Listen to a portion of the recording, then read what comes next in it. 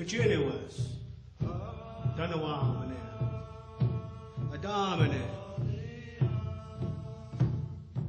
Great Spirit, watch over us and guide us. He lived to see a government that turned the page on a troubled past and adopted a new policy towards Native Americans, a policy centered on self-determination and the right for tribal governments to do whatever you think.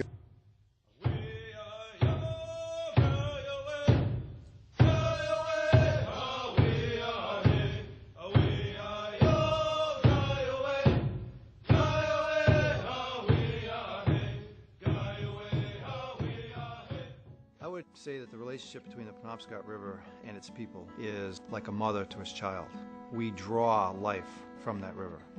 It has its own life. And I envision it like a main artery, like the human body. It feeds the whole state with its tributaries and waterways. Scientifically, we need that. I mean, it feeds our plant life. It feeds us. Being around the Penobscot, I've learned and I've understood, the importance of the river. The river is the people are the river.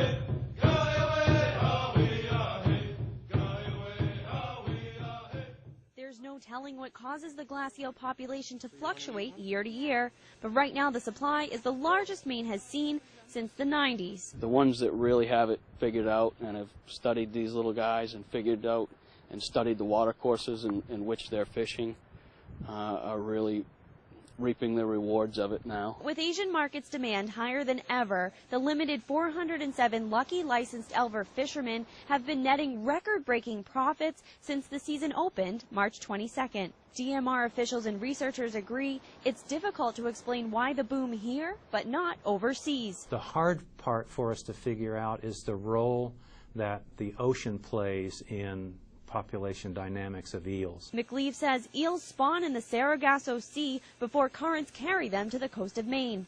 The tiny eels then flock to fresh water, a life cycle exactly opposite from salmon. So there's good evidence of a serious decline. It's matched in the Japanese eel. It's seen in some of the species in New Zealand and Australia. It seems to be kind of a worldwide phenomenon. Except for here in Maine, where an anonymous dealer says he's seen just 2 weeks into the season an enormous volume and is a month ahead of schedule. But it's the global concern of sustainability that has the issuance of fishing licenses on hold. And for the few who can fish legally, it's a season of high anxiety with fear of thieves coming out of the woodwork, trying to cash in on the glacial gold by stealing it from legal nets or mugging fishermen who have just cashed in.